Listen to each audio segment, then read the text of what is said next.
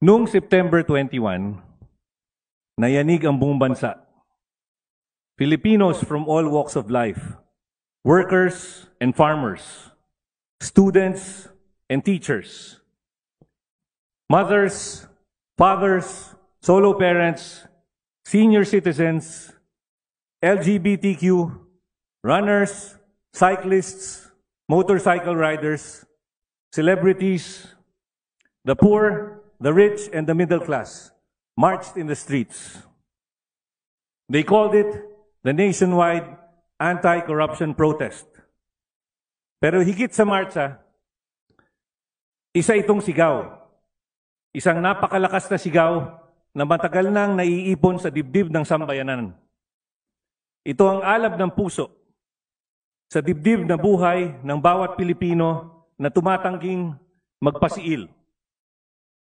Ang sigaw ng mga tao, sobra na, tama na, palitan na ang bulok na sistema, tama na ang pandarambong, tama na ang paglustay, tama na ang pagsira sa tiwala ng taong bayan.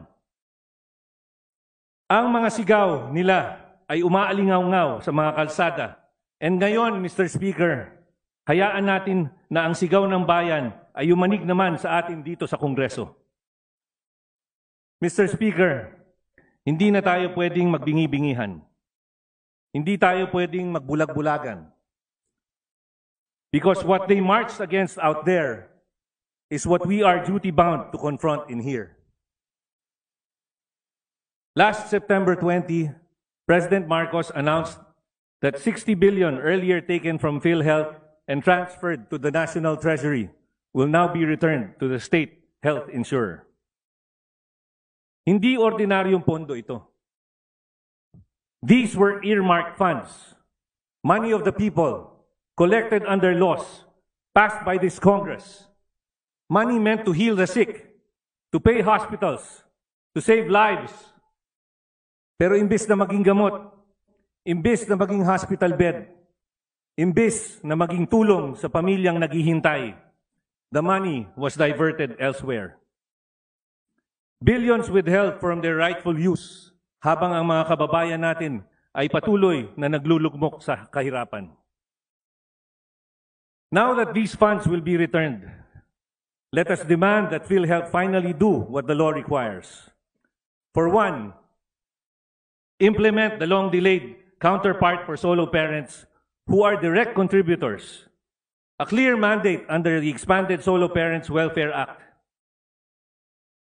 Strengthen benefits for all direct contributors. Provide higher case rates so that patients get real relief and hospitals are reimbursed fully and on time. Para saan pa na binansagan natin ang ating bayan na lupang hinirang, na duyan ng mga magiting? Our people deserve nothing less than dignity in sickness and fairness in care. Kaya tama na ang sigaw ng tao. Tama ang kanilang galit. Every peso lost to corruption or wasted by negligence is a peso stolen from the future of our children. Ang bituin at araw ng ating bansa kailanmay di na magdidilim, but only if this House of the People, we, their leaders, uphold the light of transparency and truth. Mr. Speaker, colleagues, this is not just about PhilHealth or flood control or one agency alone. This is about the sacred covenant between government and its people. When Congress earmarks funds, it is a promise to the people. At kung ang mga ahensya natin ng ating gobyerno ay pumapalpak sa mga pangako na yan, isa itong pagtataksil. History shows us that when the dignity of the Filipino is trampled, they march, they revolt. They marched last September 21, and if we fail to act, they will march again. They will march again tomorrow. Maybe not just against the agencies, but against us, Mr. Speaker. Will history repeat itself? So let us rise to the moment, Mr. Speaker, my dear colleagues. Let us guard government funds with vigilance. Let us demand accountability.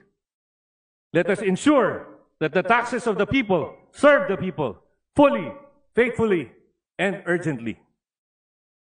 Mga kababayan, the people have spoken. Today, I speak here not only to echo their anger, but to carry their hope. Hope that from indignation will rise integrity, and from unity will rise a nation reborn.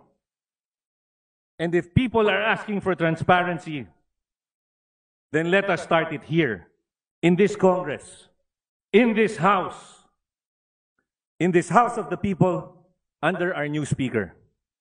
Let this chamber prove that change does not come by words alone, but by accountability, by integrity, and by action.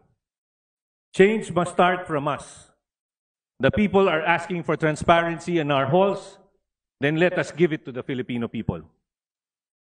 Mr. Speaker, mga minamahal kong kasamahan dito sa Kongreso, ang tao, ang bayan, ngayon ay lumalaban. Ngayon, pinapanood nila tayong lahat. Tatayo ba tayo kasama nila? O bibiguin na naman ba natin sila? Maraming salamat po at mabuhay po ang sambayan ng Pilipino.